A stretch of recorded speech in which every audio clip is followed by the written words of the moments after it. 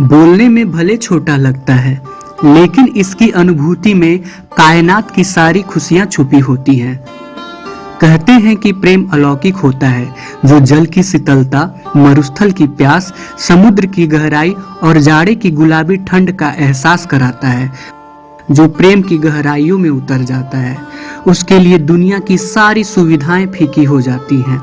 इस मामले में रोमियो जूलियट, सीरी फरहाद, लैला मजनू के मोहब्बत की लोग मिसाल देते हैं। लेकिन हम आपको मिलवाते हैं एक ऐसे शख्स से जिसके मोहब्बत की कहानी इनकी तरह ही बेमिसाल है। ये है बिहार के पूर्णिया जिले के रहने वाले भोलानाथ आलोक। उम्र 90 साल के करीब हो चुकी है।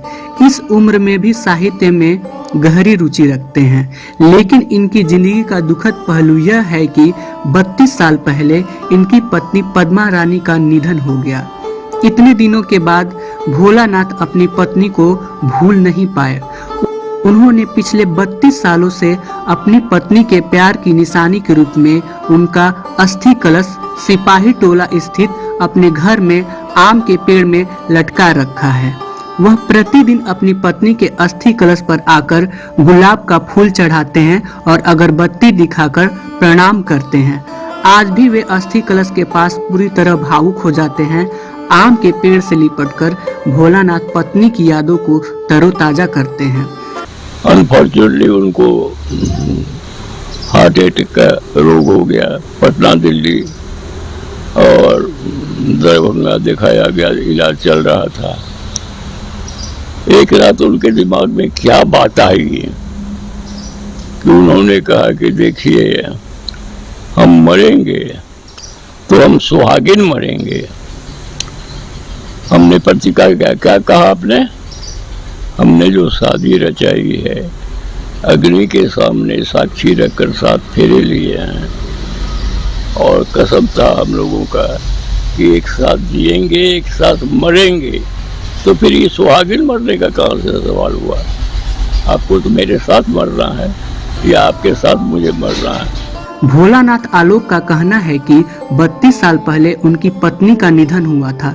इसके बाद उन्होंने संकल्प लिया कि जिस दिन उनकी दुनिया से विदाई होगी, तभी उनकी पत्नी का अस्थि कलश उनके शव के छाती पर डालकर उसका दाह संस्कार किया जाएगा, ताकि उनका प्रेम अजर अमर रहे।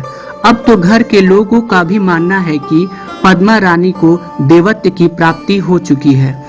लेकिन जब ये गुजरी तो ये लोग ये बेकार से काम के नहीं थे।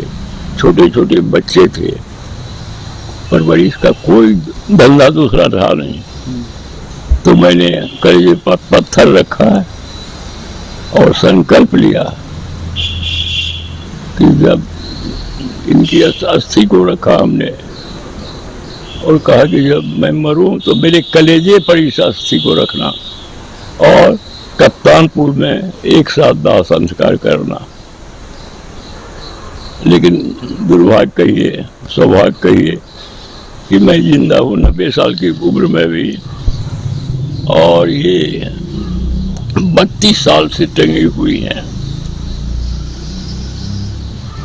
और इस बीच में इन्होंने देवत्व प्राप्त कर लिया है। घर में होने वाले किसी कार्यक्रम में उन्हें आमंत्रित किया जाता है। घर में आने वाला हर मेहमान अस्थि कलश को प्रणाम कर कर ही अंदर जाते हैं। कोई भी धार्मिक फंक्शन होगा, अगर कार्ड छपा है तो इनको भी कार्ड देके आमंत्रित करेगा। कोई भी कहीं जाएगा, इनको चरण छुएगा। शादी ब्याह में अभी 6 महीना पहले एक नतली की शादी हुई है। शादी से ससुराल जाने के समय भी यहाँ प्रणाम पाती करके गई। आई भी है जब, तो पहला काम इनका पूजना हुआ है। तो अभी तो उन्होंने देवत्व प्राप्त कर लिया है।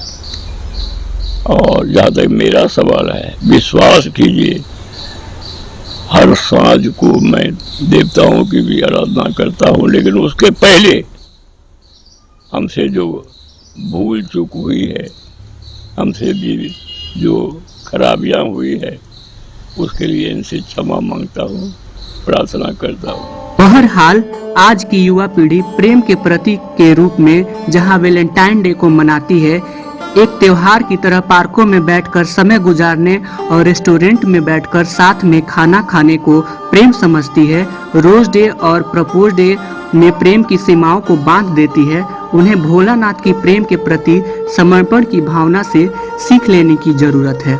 सच्चा प्यार क्या होता है, पूर्णिया के भोलानाथ इसके सबसे सटीक उदाहरण है।